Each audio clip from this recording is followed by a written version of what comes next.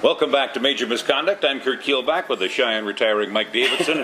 And I know you and Scott were talking a while ago about the Bombers, and you kind of vented about them. Yeah. What do you think of the summer of the Winnipeg Jets? I'm surprised Dustin Byfuglien only has to pay a $1,000 fine or something for dangerous boating, but I'm happy about that because I think if he got a 30-day jail sentence like they talked, he got suspended, it would be bad for the Jets' defense because Habby Bullen, after doing some time in Phoenix, wasn't quite the same goalie in Edmonton, so well, we need Byfuglien to focus on winning. Yeah, the whole Byfuglien thing, though, to me it seems a little bit strange. He was, .03, and the legal limit is .08. I can't quite figure out. It didn't look like it was that great of a sin. Apparently it was the blinkers, and they say he might have been under the influence of narcotics, but they didn't prove it, and he's clean as a whistle because of it.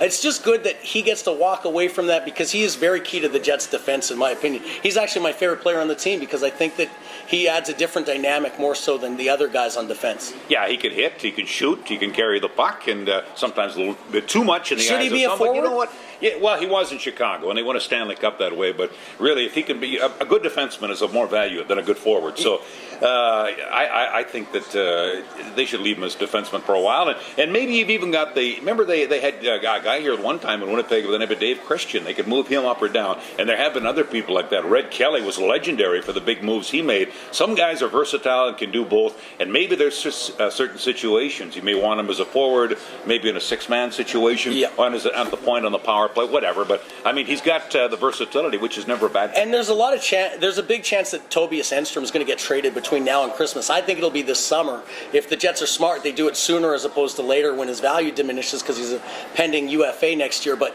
I think that Byfuglien needs a certain type of defenseman with him to be effective, and Bogosian is probably more likely to become that defenseman.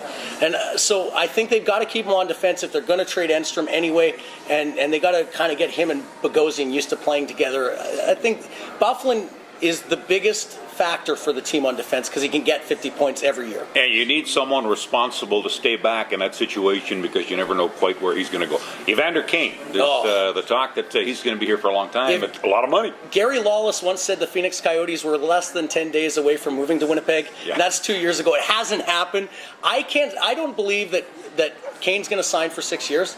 And if Kane's been offered 6 years, $29 million, which is what Lawless says, he's a fool for not taking it because Tavares just took 33 from the Islanders, and I would pay Tavares a lot more than I'd pay Evander Kane right now. All right, Rick Nash is in the news too, and we'll be back to talk about the Nash trade to the Rangers in a moment on 360 Winnipeg. And this is Major Misconduct.